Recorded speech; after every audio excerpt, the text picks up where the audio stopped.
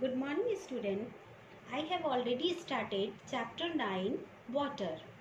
Today, I am going to start the topic from this chapter, Solubility of Materials. Solubility is defined as an ability of a substance to dissolve in the process of dissolving. The substance which is to be dissolved is known as solute, and in which solute is to be dissolved is called solvent. Underline solute and solvent. A mixture which is formed by solute and solvent is called solution. Water is a very useful to us. It dissolves many solids. Let us learn this through some activities. Children, by an activity I am showing you here that how solution is ready. Children, now I taught you that what is solute, the substance which is dissolved in water, and what is solvent, that they have capacity to dissolve something in it. So look carefully. Here is some sugar and we kept in water. See how nicely it dissolving in water.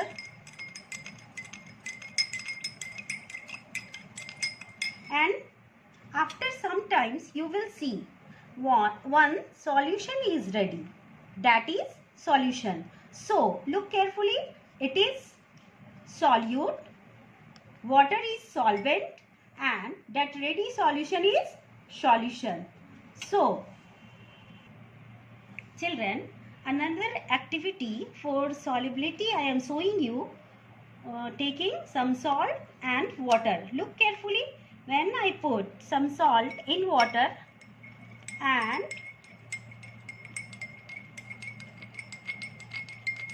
after 2 or 3 minutes when I will show that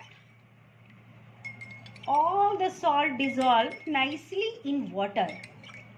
Look carefully. Look, no salt in water. So that means that solution is ready. So here also one solid, that is salt, dissolve in water.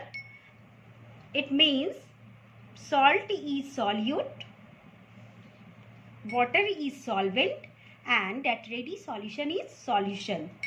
So one more example I am showing you, that two solids I show you before this activity, sugar and salt dissolve in water easily.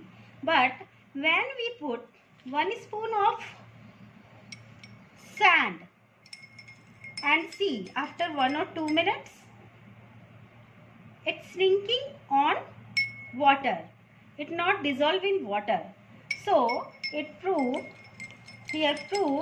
that sand is not dissolved in water. Only salt and sugar is that solid that can dissolve in water. Now I am going through from your textbook. Look here, floating and sinking. Some objects float on water while some sink in water. It depends upon the weight of the material. The substance which is heavier than water will sink in the water, and substance which is lighter than water will float on the water. Children, here one more activity I am going to show you. Look carefully, that heavier thing sink in water. Look carefully. One stone that sink in water and lighter thing that float in water. Look here how nicely lighter thing floating in water and heavier thing sink in water. So children, look carefully in your textbook. Water can dissolve many substances. Such substances are called soluble. Underline soluble substance. Water can dissolve many solid, and so it is called universal substance.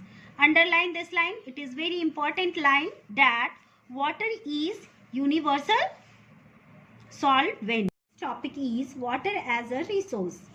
Water is the parcel of our life, or we can say that without water we cannot survive. Our body also consists of about 72% to 75% of water. Water is a mixture of two different gases, that is hydrogen and oxygen. Underline hydrogen and oxygen. Water is a mixture of hydrogen and oxygen. In chemical language, water is known as H2O. Underline this one also. These are very important lines, so please underline it.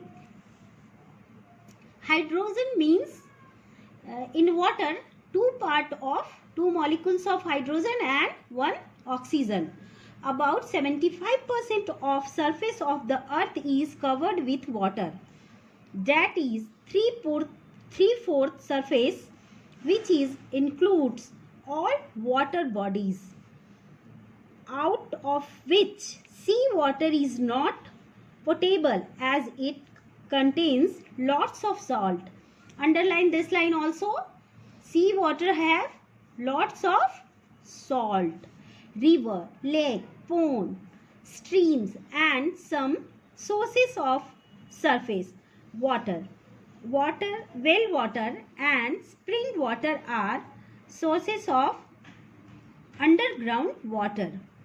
Water sources such as the river, lake, pond, spring water have potable water. That means they have water which is fit for drinking and kitchen activities such as cooking, etc. Children, today's homework for you: do all activities which I had show you, and page number 78, here given 5 fill in the blanks.